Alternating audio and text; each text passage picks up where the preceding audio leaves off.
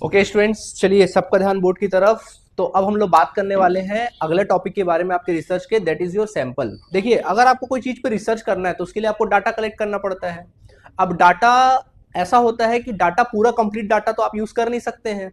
कई बार ऐसा होता है, तो वहां पे अपन को कई बार क्या करना पड़ता है, सैंपल बताना पड़ता है। अब जैसे मान लो एक गंज आपने क्या किया, सब्जी बनाया, शादी में सब्जी बनती है। एक गंज अच्छा खासा सब्जी बनती शादी में, ठीक है। तो जब शादी में गंज में सब्जी बनती है तो अब आपको टेस्ट करना है कि सब्जी का स्वाद कैसा है। तो कैसे टेस्ट करते हो, जल्दी बताओ कैसे करते हो। जी बिल्कुल ऐसा नहीं करते हैं। सबसे पहले आप क्या करते हो, जो गंज में सब्जी बनी हुई है उसको पहले मिक्स करते हो। क्या करते हो, मिक्स करते हो। उसको पहले मिक्स करोगे, शफल करोगे। इसको शफल करना बोलते हैं, क्या बोलते हैं। क्योंकि जब मिक्स करोगे तो उसके अंदर में नीचे में जो ग्रेवी वगैरह जो होंगे, मटेरियल वगैरह जो बैठे हुए होंगे, जो भी मसाले वसाले बैठे होंगे, सब क्या हो जाएंगे, एक बराबर रूप में क्या हो जाएंगे, आ जाएंगे। मिक्स करोगे, शफल करोगे, और शफल करके फिर उसमें से एक कटोरी में वो सब्जी को क्या करोगे, निकालोगे। और फिर सब्जी को क्या करोगे, कटोरी की सब्जी को खाओगे। तो जो खाओगे, जो स्वाद उस कटोरी की होगी, एक कटोरी की जो स्वाद होगी, वही स्वाद किसकी होगी, पूरे गंज की होगी। इसी को बोलते हैं सैंपल। पूरा गंज खा के टेस्ट तो नहीं कर सकते ना, है ना। तो अपन क्या करते हैं, सैंपल लेते। तो हम लोग ये समझ जाते हैं कि भाई जो स्वाद इसका है वही स्वाद सब उसका है, पूरे लार्ज सैंपल का है। सेम वैसे ही होता है कि पॉपुलेशन, देखो यहाँ पे दो वर्ड आता है, एक पॉपुलेशन आता है, दूसरा सैंपल आता है। जो पूरी डाटा की जो पूरा एक रेंज होता है, डाटा को जो कंप्लीट डाटा होते हैं, कंप्लीट डाटा जो होता है उसको पॉपुलेशन बोलते हैं। क्या बोलते हैं। जैसे मैं बोलूंगा कि आपकी स्कूल में 2000 स्टूडेंट्स है। आपकी स्कूल में कितने स्टूडेंट्स है, 2000 स्टूडेंट है। जाओ उनका डाटा लेकर आओ, तो पूरे 2000 स्टूडेंट है। तो 2000 स्टूडेंट को अपन पॉपुलेशन बोलेंगे। क्या कहेंगे, पॉपुलेशन बोलेंगे, पॉपुलेशन बोलेंगे, ठीक है। अब अगर मान लो उसमें से अपन 100 स्टूडेंट का सैंपल ले, कितने स्टूडेंट का सैंपल ले, तो वो सैंपल कहलाएगा। 100 लोगों को आपने चूज किया, क्या होगा, सैंपल कहलाएगा। अब सैंपल के साथ क्या होता है, सैंपल जितना छोटा होगा रिजल्ट उतना कम एक्यूरेट होगा। सही बात है कि नहीं है। सैंपल जितना बड़ा होगा रिजल्ट उतना ज्यादा क्या रहेगा, एक्यूरेटी बोल सकते हैं आप लोग। तो कई बार क्या होता है, सैंपल क्यों लेते हैं अपन लोग, क्योंकि पूरा कंप्लीट लार्ज पॉपुलेशन पे रिसर्च कर पाना पॉसिबल नहीं होता है। तब हम लोग सैंपल का क्या करते हैं, इस्तेमाल करते हैं। आई बात समझ में। इसी को बोलते हैं सैंपल। क्या बोलते हैं इसी को अपन लोग, सैंपल। मतलब सैंपल एक ऐसा चीज होता है जो सारे ग्रुप्स को, सारे पॉपुलेशन को क्या करता है, रिप्रेजेंट करता है, ठीक है। उसमें ऐसे कैरेक्टरिस्टिक्स होते हैं। क्लियर हुआ कि नहीं हुआ, ठीक है। मतलब पूरे ग्रुप को करेगा, ठीक है। अब इसमें क्या होता है, फायदा क्या है इसका, इसका फायदा क्या है। तो फायदा ये है कि टाइम बचाता है आपका, फिजिबल स्टडी हो जाती है, और एक कंक्लूजन में आप पहुंच जाते हो, ठीक है।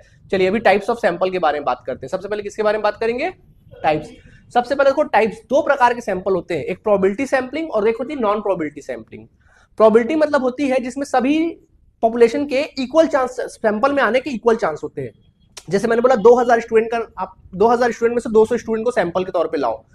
तो प्रोबेबिलिटी सैंपलिंग में ऐसी होगी कि सभी स्टूडेंट के 200 स्टूडेंट में सेलेक्ट होने के चांसेस इक्वल होंगे। क्या होंगे, इक्वल होंगे। इसको बोलते हैं प्रोबेबिलिटी सैंपलिंग। क्या बोलते हैं, रैंडमली अपन क्या करते हैं, सेलेक्ट करते होती है प्रोबेबिलिटी सैंपलिंग। और एक होता है नॉन प्रोबेबिलिटी सैंपलिंग। क्या होती है, नॉन प्रोबेबिलिटी सैंपलिंग का मतलब होता है कि आप स्पेशल कोई 200 लोगों को क्या करते हैं, अपने हिसाब से चुनते हैं।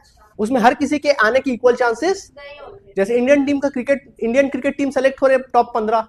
अब ये टॉप 15 किससे सेलेक्ट होते हैं, 150 करोड़ आबादी इंडिया की, उसमें सेलेक्ट होते हैं। तो भाई हम लोग कभी क्रिकेट वगैरह तो खेले नहीं है, हम लोग कभी रणजी रणजी तो खेले नहीं भाई, तो हमारा आने का चांसेस तो बिल्कुल नहीं है। ठीक, किनका चांसेस है भाई, जो खेले हुए हैं, जो टॉप के 15 में आते हैं, उन लोग के होने का चांसेस क्या होता है, सेलेक्ट होने का चांसेस ज्यादा होता है। उसको बोलते हैं नॉन प्रोबेबिलिटी सैंपलिंग। क्या बोलते हैं, नॉन प्रोबेबिलिटी सैंपलिंग।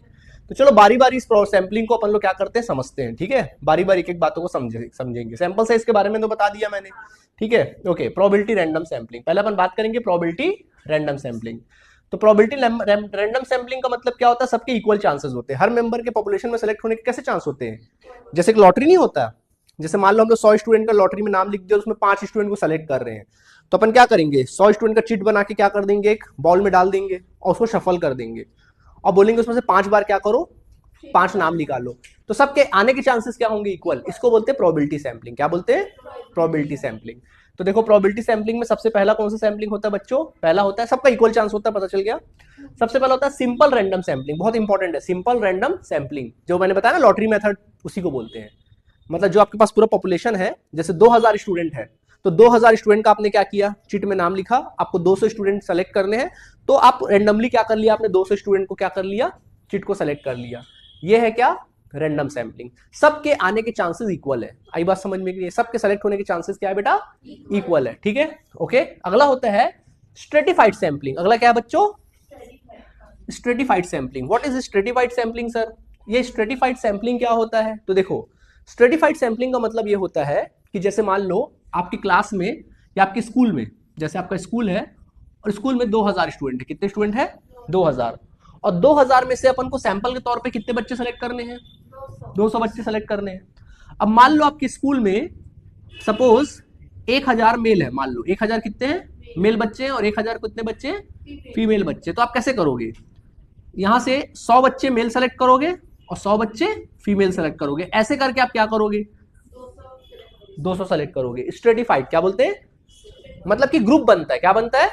अब ये ग्रुप जेंडर के हिसाब से ही बन सकता है, उनके एज के हिसाब से भी बन सकता है, उनके बर्थ ईयर के हिसाब से बन सकता है, किसी के भी हिसाब से बन सकता है। ठीक है, ऐसा होता है। क्लियर हुआ कि नहीं हुआ? मतलब कि अपन क्या करेंगे, सैंपल निकाल रहे बट एक कैटेगरी में सैंपल निकाल रहे, male female children man women child, ऐसे करके ग्रुप में सैंपल निकाल रहे। इसको बोलते हैं क्या? Stratified sampling. क्लियर हुआ बात की नहीं हुआ? हो गया, समझ में आ गया? क्लियर हुआ? ठीक है। अगला होता है सिस्टमैटिक रैंडम सैंपलिंग। क्या होता है? Systematic random sampling. What is sir systematic random sampling? देखो, सिस्टमैटिक रैंडम सैंपलिंग का मतलब क्या होता है? जैसे मान लो आपके स्कूल में 1 से लेकर 100 रोल नंबर वाले बच्चे बैठे हैं। कितने बच्चे? टोटल 100 बच्चे हैं, जिनका रोल नंबर 1 2 3 4 5 6 ऐसा है। आपने रैंडमली एक रोल नंबर बोलो, चलो एक रोल नंबर बोलो, 1 से 10 के बीच में रैंडमली एक रोल नंबर बोलो। 8 बोला आपने बोला सर 8। तो आप 8 यानी 10 स्टूडेंट चुनने, 100 में से कितने स्टूडेंट चुनने सैंपल तौर पे? 8 स्टूडेंट चुनने। तो आपने डिसाइड किया 8। तो आपने डिसाइड किया कि मैं हर 8वें स्टूडेंट मतलब हर 10वें स्टूडेंट को सेलेक्ट करूंगा। यानी पहला स्टूडेंट कौन सेलेक्ट होगा? 8वां रोल नंबर वाला, दूसरा 18वां, तीसरा 28वां, चौथा 38वां, पांचवा 48वां, ऐसे करते करते लास्ट कहां जाएंगे अपन लोग? 98वां बच्चा। इस तरह से 10 बच्चे क्या हो जाएंगे?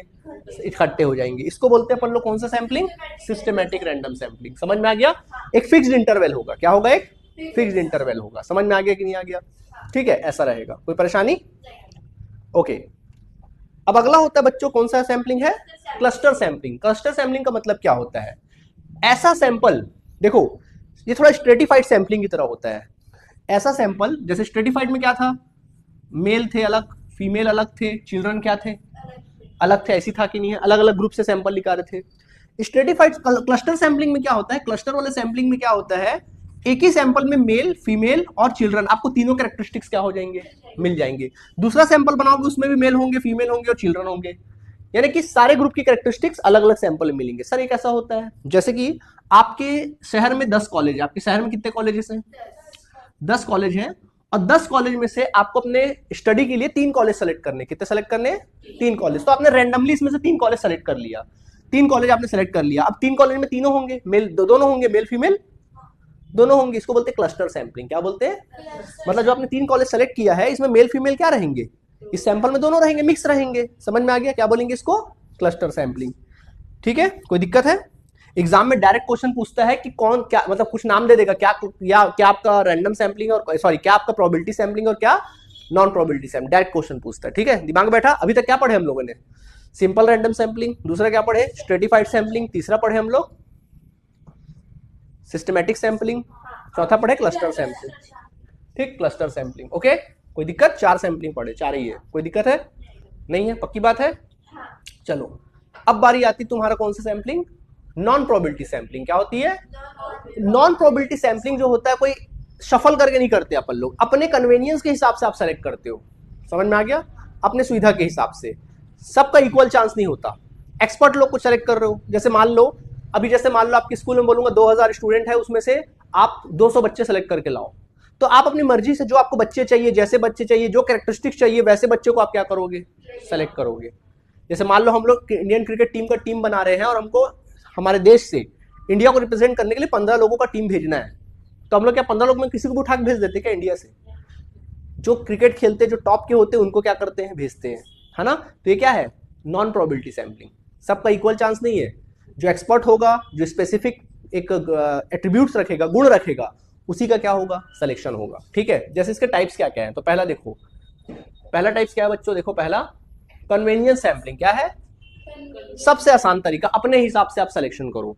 जैसा आपकी नीड है, जैसा आपका रिसर्च है, जैसा आपका टॉपिक है, जैसे आपको डाटा चाहिए, उसके हिसाब से वो सैंपल आप क्या करिए? सेलेक्ट कर लीजिए। सबसे बेस्ट। क्लियर हुआ? इसको बोलते हैं कन्वीनियंस, मतलब अपनी सुविधा के हिसाब से, अपनी सुविधा के हिसाब से। समझ में आ गया? अगला है बच्चों, नेक्स्ट है जजमेंट एंड पर्पोसिव सैंपलिंग। क्या है जजमेंट या पर्पोसिव सैंपलिंग? देखिए कई बार क्या होता है, कुछ स्टडी के लिए आपको ऐसे गुण वाले बच्चों को ही क्या करना पड़ता है, जिसके अंदर में वो स्किल होगा उसी को आप क्या करोगे, सेलेक्ट करोगे। जैसे मान लो आपको क्या देखना है, आपको ये देखना है, सपोज आपका जो रिसर्च है वो ऐसा है कि भाई कौन कौन स्टूडेंट जो है जो टेक्निकल काम में क्या है, रुचि रखते हैं और एक्सपर्ट है टेक्निकल काम में, तो आप ऐसे बच्चों को सेलेक्ट करोगे जो टेक्निकल काम जानते हैं या जो एक्सपर्ट है या जिन्होंने आईटीआई की डिग्री क्या कर रखी है, धारण कर रखी है, वैसे बच्चों को सेलेक्ट करोगे। इसको बोलते हैं जजमेंटल सैंपलिंग। जज करके आप क्या कर रहे हो, सैंपलिंग। या इंडियन टीम में क्रिकेट भेजना है तो जो बताया ना मैं तुम लोगों को, वो वाला आता है, इसको जजमेंटल सैंपलिंग बोलते हैं। समझ में आ गया? नेक्स्ट है कोटा सैंपलिंग। क्या है? अब कोटा सैंपलिंग का मतलब क्या होता है? देखो कोटा सैंपलिंग, कोटा मतलब पहले से कोटा सेट कर देते हैं, ठीक है, रिजर्वेशन टाइप का, फिक्स नंबर पार्टिसिपेंट का, ठीक है। अब जैसे मान लो आपके स्कूल में सपोज 1000 स्टूडेंट है, कितने स्टूडेंट्स है आपके स्कूल में? 1000 स्टूडेंट्स है, ठीक है। अब 1000 में से मान लीजिए, 1000 में से मान लेते अपन 1000 में से 1000 में से 400 बच्चे जो हैं वो आर्ट्स वाले हैं, 600 बच्चे आर्ट्स वाले हैं, 300 बच्चे जो हैं वो कॉमर्स वाले हैं, 100 बच्चे जो हैं वो साइंस वाले हैं, ठीक है। और जो है 4 3 7 7 और 1 8 ना, जो 200 बच्चे हैं वो अदर सब्जेक्ट के हैं। कितने सब्जेक्ट के? अदर किसी और सब्जेक्ट के, बायो वायो के हैं, या चलो मैथ्स के, किसके हैं? मैथ्स सब्जेक्ट के हैं, ठीक है। अब आपको 100 बच्चे सेलेक्ट करने, कितने बच्चे सेलेक्ट करने हैं? 100 बच्चे। और आपने पहले से डिसाइड किया हुआ है, पहले से कोटा सेट है कि आपको 50 बच्चे आर्ट्स वाले चाहिए, 50 बच्चे किसके चाहिए? आर्ट्स वाले। 10 बच्चे आपको कॉमर्स से चाहिए, ठीक है। 30 बच्चे आपको साइंस से चाहिए, और बाकी के 10 बाकी के कितने बच्चे देख लो, गिन लो, 60 30, हाँ, बाकी के 10 बच्चे अपन को मैथ्स से चाहिए। किससे चाहिए?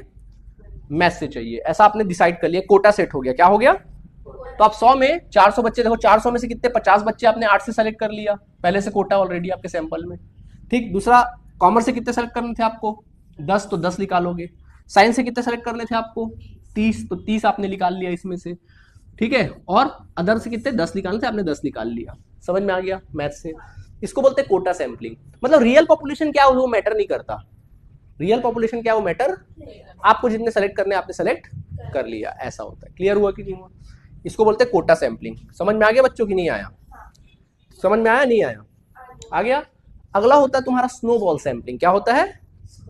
स्नोबॉल सैंपलिंग मतलब नेटवर्क मार्केटिंग, सुने हो? जैसे मैं बोलता नेटवर्क मार्केटिंग में, तो सलमान खान की फिल्म आई थी जय हो, वो बोलता था अगर किसी को थैंक यू मत बोलो, उसको बोलो 3 लोगों की मदद करे, और उसको बोलना कि वो 3 लोगों की मदद करे, फिर उसको बोलना वो 3 लोगों की मदद करे, है ना। तो इसको बोलते हैं क्या? नेटवर्किंग।